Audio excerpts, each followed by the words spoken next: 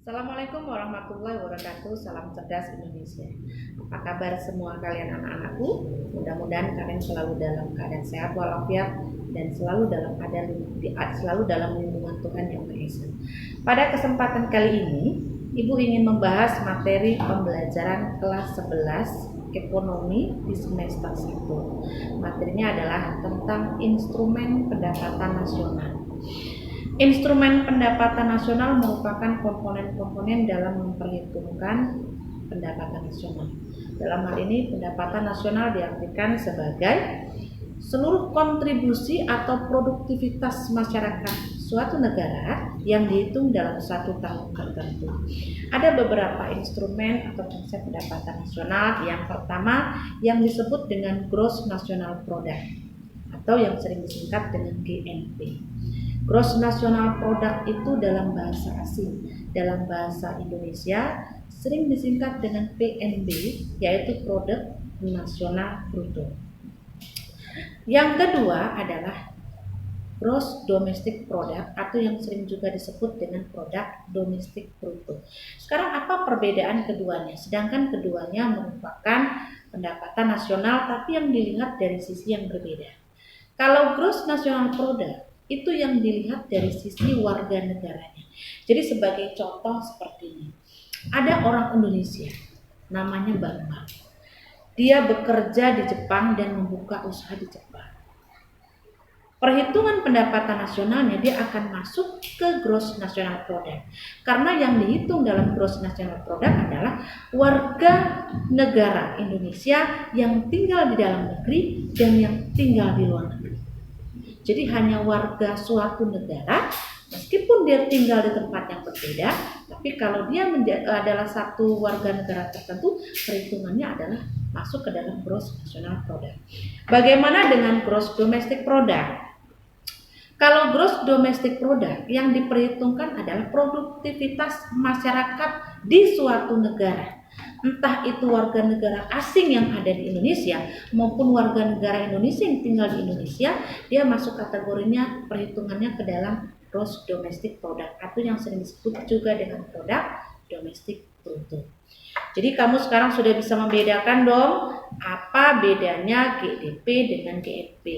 Sekarang saya tanya, kalau seandainya ada warga negara asing yang tinggal di Indonesia dan dia membuka perusahaan di Indonesia, perhitungannya masuk ke dalam GDP kah atau GNP kah?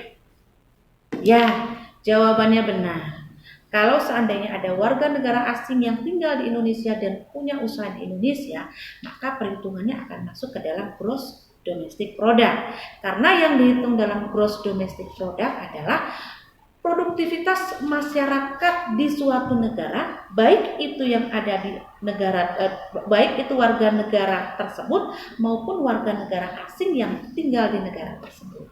Oke, sekarang sudah paham ya apa perbedaan antara GDP dengan GNP. Sementara GNP dan GDP juga merupakan instrumen dari pendapatan nasional.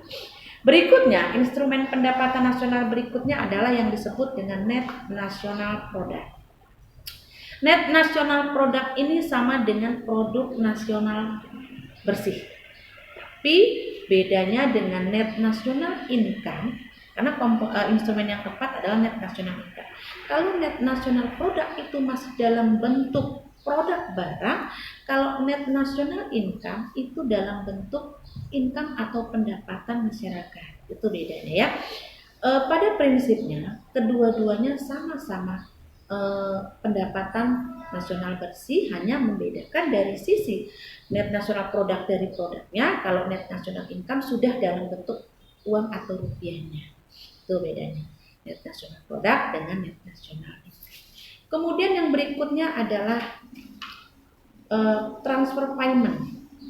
Transfer payment ini diartikan sebagai dana yang diberikan oleh negara terhadap masyarakat yang sudah berjasa kepada negara secara cuma-cuma.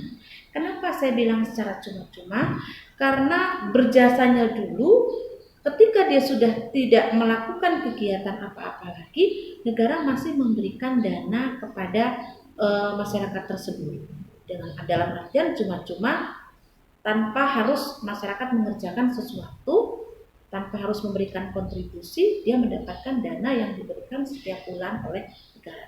Dalam hal ini bentuknya adalah dana pensiun khususnya bagi orang yang sudah bekerja sekian lama pada negara, kemudian mereka diistirahatkan, purna kerja, dan setiap bulan masih menerima tunjangan dari negara, disebut dengan dana pensiun. Kemudian ada lagi tunjangan veteran. Kalau kamu tahu veteran itu adalah orang yang pernah berjasa pada negara sebelum masa kemerdekaan, dan mereka dicatat sebagai pahlawan. Veteran adalah orang-orang yang sudah mengabdi puluhan tahun yang lalu, sementara sekarang setelah merdeka mereka tetap menerima tunjangan dari pemerintah setiap bulannya. Jadi kategori tunjangan veteran dan dana pensiun masuk ke dalam transfer payment. Instrumen yang berikutnya adalah personal income. Personal income ini sama artinya dengan pendapatan perseorangan. Nah, negara mengukur pendapatan perseorangan ini dari pendapatan nasional yang dibagi dengan jumlah penduduk suatu negara. Oleh karena itu, apabila pendapatan nasional meningkat, sementara jumlah penduduknya bisa ditekan, personal income suatu negara akan jauh lebih tinggi. Tapi, meskipun pendapatan nasional meningkat, sementara jumlah penduduknya terus meningkat, maka pendapatan nasional personal income suatu negara akan menjadi lebih rendah. Apakah personal income tiap tahun mengalami perubahan? Tentu, tiap tahun personal income selalu mengalami perubahan seiring dengan perubahan besarnya pendapatan nasional dan perubahan jumlah penduduk di suatu negara. Ya, ingat anak-anak bahwa rumus untuk menghitung personal income adalah jumlah pendapatan nasional dibagi dengan jumlah penduduk. Nah, selanjutnya adalah disposable income.